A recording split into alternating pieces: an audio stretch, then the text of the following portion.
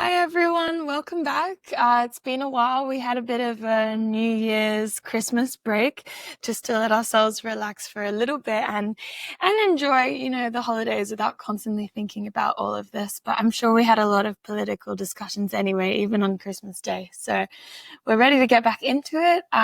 So some of the topics we have for today, do you want to get into those? Sure. We had a lot of political discussions over Christmas because we had some friends from the UK here. It was really interesting. Hope you all had a wonderful break and look forward to lots more podcasts in 2025.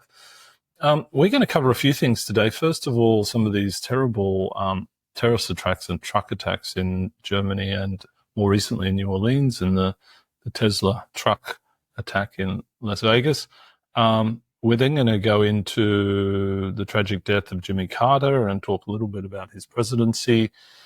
And more recently, the honors that Joe Biden is giving out in his last few days as president or last few weeks as president. We'll then move to talk about Syria, what's the latest going on there over the last few weeks. And then finally, we'll come back to Australia and a curious report on Clive Palmer and Pauline Hanson up to some shenanigans. So that will be interesting. So weird. Okay, so great. I guess we first can talk about what happened in Germany at the Christmas market. It was a horrendous attack of a guy in a car mowing over a lot of people at a Christmas market. I think 5 people killed and about 280 injured, which is insane to think about. Such high numbers for such a horrific event, and it's such a happy time as well. I don't think we knew about it until a day or so after because we were enjoying the holidays so much, and to think that someone else had been trying to enjoy their holidays, but obviously it didn't go the way they planned. But terrible tragedy, and of course Olaf Scholz, the lame duck Chancellor of Germany, showed up to obviously at site. And it seems like the perpetrator who was shot dead was a Saudi national, but a resident of Germany, but someone who had sort of sympathies for the far right, which is really interesting, like the Alternative for Deutschland. So it will be fascinating how Alternative for Deutschland plays this, because they'll probably play it as, a refugee did this or someone from the Middle East did this. But it's rather more complicated than that. But of course, that's the narrative they'll probably run with. But that's what's also just so terrifying about the far right. There's no logic to how they behave. Like people can have extremist beliefs in that direction and have disgusting feelings towards everyone, and the AfD can agree with the actions of someone. Not that they would ever publicly agree with this, but the AfD can be as racist and disgusting as a lone Saudi man who wants to just cause terror. And the fact that he could see the AfD and be inspired by them, by rhetoric that is so incredibly different to what he believes in, because obviously they would never accept him as a proper member of Germany, right? Of the current modern German state. But that he could be inspired by them. I mean, just what a bizarre idea, even to think about that. It is bizarre. Yeah. It really is bizarre. Obviously complex things going on in his head when he was doing that. And just whilst we're on Germany, I'm reading a great book at the moment, which is the biography of Alexei Navalny, who's obviously no longer with us after being murdered in Russia. I highly recommend the book. I mean, I'm only sort of halfway into it, but one of the nice anecdotes was he was recovering from his poisoning by the German security forces back in Germany. And the last day when he was about to leave hospital, his doctor was coming to visit him, and a woman came to visit. He didn't recognize her initially, and it was Angela Merkel. Came to see him, and they spoke for an hour and a half or something about the details of Russian politics. Yeah, we did. And I mean, we're incredibly big fans of Angela Merkel in our podcast. I would say that's one of the things that we ultimately always agree on. I know there's also, we were talking about the other day, a fantastic documentary on Netflix. If you haven't seen it, it's called Merkel. So check that out if you have time. But yeah, one of those great leaders. It's nice to look back on people who were so inspiring at such a time and such a, rock for the support of Europe. And even if they don't exist anymore, those type of formative people. Some will return. Yeah, they did exist at some point. So let's turn our attention to yet another car attack in New Orleans. Just happened recently. 35 people injured. I think no deaths so far. But the perpetrator claims to be representing Islamic State. Mm-hmm. So that's just happened in the US and followed shortly afterwards by a rather bizarre Tesla truck explosion outside the Trump Hotel in Las Vegas, where I've been on past business trips there. But the irony of a Tesla truck with Elon being so close to Trump now outside the Trump Hotel, it's a bit spooky. No, it's I mean, I don't think it's irony. I can't even begin to think that it's irony. Don't you agree? It must be some kind of intentional message to the world. I mean, what are the chances that Elon's best creation in recent years, something he's incredibly proud of. Some people would argue whether the Tesla truck is his best creation. Okay, no, I think people would argue with it, but something he's incredibly proud of, just put out onto the market last year, right? Suddenly explodes besides another thing he's incredibly proud of, which is his involvement with the Trump administration. And he, I think, views the Trump administration as his own, passion project, like he viewed the Tesla truck. So the fact that someone has gone out there and committed such an awful thing, an explosion which luckily didn't kill anyone else. It did hurt other people, but it only resulted in the death of the driver. Again, Freddie, a real tragedy. This guy is a veteran, a Green Beret, highly awarded soldier. And before the car exploded, he shot himself and committed suicide. A great tragedy, though. What do you mean by that? Well, I think it's a tragedy, the mental health issue of someone who obviously is a very skilled person, and has obviously been impacted by war. But again, this complexity of what is the motivation? A bit like the German one, the Saudi national. What is the motivation? Again, what is the motivation? So again, these things could just be mental health issues and you can't have a logical motivation, but it's fascinating to think about it. Yeah, I suppose it definitely is. And I know that as well, they've been really trying to find a connection between the Las Vegas attack and the New Orleans one, since both of the men who orchestrated the attacks and who died in the process, they both served in Afghanistan and they were both members of the military for a significant period of time. And so they both would have that trauma. So there's been a lot of discussion around whether they knew each other, whether they were put in contact, because it is incredibly coincidental that they both happened on New Year's Day and the cars were both rented using the same rental app, which is interesting as well. Lots of small tidbits like that to bring together. But so far the FBI, or they've said at least that they haven't found any real connection between the two people. So we'll see how that develops.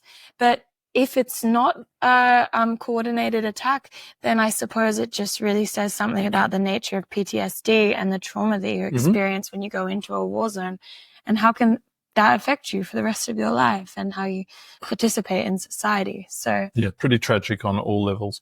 Also a very sad moment, the death of Jimmy Carter, the former president of the US. And I remember his reign because it was not regarded as that successful a presidency. Of course, it was the time of the Iranian hostage crisis in Tehran. The US embassy was stormed and the people were held captive for hundreds of days, I remember. And then there was a attempt by the US Special Forces to rescue them, which went badly wrong. Helicopters crashed, people were killed, it was unsuccessful, and it was a huge embarrassment to this incredibly powerful country, the US. And I don't think Jimmy Carter ever recovered from that in his presidency, and he was voted out after that. He only served one term as a president. But regardless of that, I mean, he has an incredible story, a very American story, one which Americans, I'm sure, will speak of for years to come. The fact that he was raised in a really small country town, worked as a peanut farmer in Georgia. In Georgia, yeah, it was Georgia, and then rose to become governor and then won the presidency is quite remarkable. You know, not having gone to university or being put on that path, as in the last few years, the presidents we've seen have been very well off and come from very well-known families. So it's interesting to see how a president in the past has really come from nothing and worked his way into that position. And then also, obviously, following the end of his term as president, he's done a lot of other great humanitarian works. Incredible stuff. You know, he was deeply involved in Habitat for Humanity, building houses and housing for in the developing world, and he was married to Rosalind, his wife, for I think 50 years or something. An incredible partnership. And, you know, he also did a lot of work in other countries around the world observing elections to make sure they're free and fair. So, I mean, he's really a role model for a post-presidency life. Yeah, and whether he, you know, everything I read about him, he was just an incredible human being and very nice person. So perhaps he felt like maybe he was disappointed with his presidency and he felt like he wanted to make up for that afterwards, right? But who knows? I don't know. I beg to differ with the way that you think about that, because I think that just because he's not president anymore, he knows himself that he can still make an incredibly massive difference. He would not have won the Nobel Peace Prize if he hadn't continued doing good works. That was not an aftershock of being president. That was him putting his life to good work. And becoming president doesn't necessarily mean that you're going to achieve great things anyway. You get a lot of power, of course, and you can do lots of different things with that power, but you can still do remarkable things outside of that position. You think his attributes were consistent? They got him to presidency and they also got him to the Nobel Peace Prize, right? Sounds like, really, in a way. Yeah, no, I would say so, for sure. I mean, we're in the middle of his 6-day, funeral. Wait, what would you call that? Well, the mourning period is, which is again somewhat controversial, is flags fly at half-mast in the US, as they do in Australia when some prominent person dies. But in the US, it's 30 days. And so the controversy that just came out today is on Inauguration Day on January 20th, where President Trump will become the 47th president of the United States, flags will be flying at half-mast, because in respect of Jimmy Carter. And Donald is not very happy about that. So that's the latest controversy, right? Because he doesn't think it's appropriate for Inauguration Day that flags are flying at half-mast. Oh, God. I mean, it's not really shocking to hear that Donald Trump has something bad to say about Jimmy Carter. I don't think they would have had many good words to say about each other. And I think on record, they've said, I don't know, not very pleasant things. But the fact that Trump did put out a message on social media saying what a wonderful president he was, et cetera, was, you know, a good step in the right direction, I would say. Yeah. No, that was great. It was really good and the appropriate thing to do. The other fun thing happening at the moment, I think fun for Joe Biden, is his actions over the last few weeks in office, and just coming out are his honors. And so Hillary Clinton has been given the highest honor in US, that a US president can give, the Presidential Medal of Freedom, together with others receiving awards like Bono and Anna Winters and George Soros, etc. So Biden is certainly making the most of his last few weeks in office. No, he definitely is. And there's also been a lot of military aid granted to various countries in the rest of the world, which we won't go into today, but there's been a lot of last minute. But it's interesting, over the Christmas period, maybe it was just us, but we didn't hear much about Ukraine. No, but I think that's the nature of it. I mean, we've talked so many times about this, how the news is really, it's this monster, right? When it spies something new, some new prey, it shows it out for all the world to see and puts it everywhere. But then as soon as people get slightly less interested, it disappears, right? And suddenly the new taste of Ben & Jerry's ice cream is all anyone cares about, rather than... Or Yochi. or Yochi, yeah, more realistically Yochi. So yeah, you know how these things go, but hopefully there'll be a lot more attention brought back to them.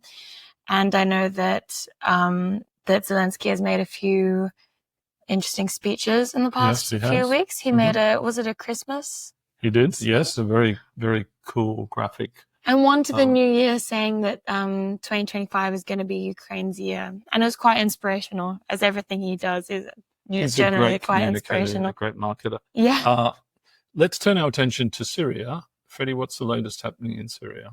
Well, so I think that it's the aftershocks are kind of settling now. A lot of diplomatic missions are coming over to enter peace talks, not enter peace talks, but to enter talks of how this future government is going to run and how it's going to work in turn with other Western governments. So I know that the French foreign secretary was there, and also the German foreign secretary as well. And I think the American foreign secretary has talked a lot with them, but he's got a lot going on at the moment. So he's traveling to South Korea at the moment. But they've been talking about how the administration is going to run and how there are certain demands that France and Germany has about how women will be an important part of this administration and the regulation and so forth. What do you have to say about it? Well, no, I think that's the key thing. They don't want to see a repeat of Afghanistan, right, where women don't have any roles of power. That's obviously that's a remarkable huge requirement situation. Of the European Union. Yeah, we would hope that this isn't another Taliban. That's the fear, right? That's the fear in the back of people's minds. That's right? true. That's true. And a lot of people thought the Taliban had progressed and had moved on greatly when they got back into power, and they thought that they were a modern version of what they once were, and obviously it didn't turn out that way. So I guess we really don't know what's about to happen. The other thing is that Damascus airport is reopening, so some elements of life are sort of getting back to normal there. There is worry amongst some of the rebels because they got quite a lot of support from the US. Again, they're worried about what the situation will be once Trump assumes power because Trump has said it's not our problem in the past, Syria. And so that will be fascinating to see. The other thing as an aside on Syria is Assad's wife. There is rumors and talk that she's going to file for divorce and she doesn't care for Moscow. And so, and she's a UK citizen, so might try and go back to the UK. But I think she is indicted for some war crimes and stuff. So maybe that might be a good idea for those. But it is interesting that idea of spouses. You have no idea. She could have been trapped for the past 10 years in some kind of horrific situation, which she couldn't leave because obviously her husband is Assad, an incredibly powerful man. In what situation would she be free from that? So you really don't know what's going on inside people's lives. Maybe she simply doesn't like Moscow. Maybe that's it. Maybe she doesn't like the cold weather and wants to go back to the Mediterranean climate, but I don't think she's going to find weather that's any better in London or in England. So, oh, come on. English weather is a lot better than Russian weather. You clearly haven't been to Russia, darling. No, I haven't, unfortunately, because of everything else that's been happening in a few years. Not likely to be going back there anytime No, soon, not really. But that's also interesting. I think that the reaction to Biden's last few weeks in the presidency has been mirrored in Gaza and with Israel and with a lot of other regions in the world. Everyone's trying to pass through agreements and to get peace deals signed. So there's been another massive push to get some kind of ceasefire. Well, so that's a good thing, agreed right? to between. Of course, it's a good thing, but there's no steps being made. It's not getting any closer to what it was and before. Well, Trump has said he wanted to finalise by the time he's... I know, so I think everyone's terrified what he's going to do. So they're trying only to a few weeks away. Make a reasonable agreement before he comes in. And everything. Moving closer to home, the news that we just saw is that Clive Palmer, our friend from United Australia Party, who spent lots of money on last... what did he spend? $100 million on the last election or something, some incredible amount of money, and didn't get any House of Representatives seats. So as a marketer, I would say it's a very ineffective use of marketing spend. Although I could not go a single day without hearing that little advertisement that he put on TV and on YouTube, but it still did nothing. And so he's buying up the trademarks for United Australia and Pauline Hanson Party and some Teal seats, etc. So I don't know what they're up to. Maybe he's thinking of an alliance with Pauline Hanson. His party is deregistered, so he has to run under another party. Well, I was reading about that, and I think that there were some murmurs about the idea of them forming some type of party together and moving forward with that. But I think Pauline Hanson has said no to that only recently, but it's still a developing situation. It could be in negotiations. And they could be in negotiations right now. We have no idea, honestly, the minds of these people. I don't know what's going on inside them. So we'll see how that develops. And the fact that he is also copywriting with trademarking the Teal name, it's very interesting. I don't know what that means in terms of how the Teals can move forward. No, but that would allow you to market to those Teal seats using a Teal brand as if you were a Teal. Okay, interesting. You see, so it's quite a sneaky marketing strategy, and you might be able to, or at least incredibly irritating. A spoiler alert on that whole thing, because of course, if the Teal seats don't change to the coalition, it's going to mean quite a hard road for Peter Dutton to win government, because he's got a lot of seats to win. And I don't see that happening. But then again, you and I were wrong with the US election, so I'm open to. I was slightly less wrong. I was marginally wrong, yes, but I was still very concerned. At least you didn't lose money on it like me. Yeah, God. No, I did. I gave you like $50 to put ahead. Okay, you did as well. Yeah, all right. That was pretty significant to me. I've never gambled before, like properly. Yeah. Changed my life. I must charge you for that. I don't think I've done that. Maybe it hasn't changed my life. Yeah. Anyway, lovely catching up with you again, Freddie. It's nice to be back with the podcast. You will hear from us again next week. Hope you all have a wonderful 2025, and we look forward to being a part of it. Okay, bye guys. See you next time.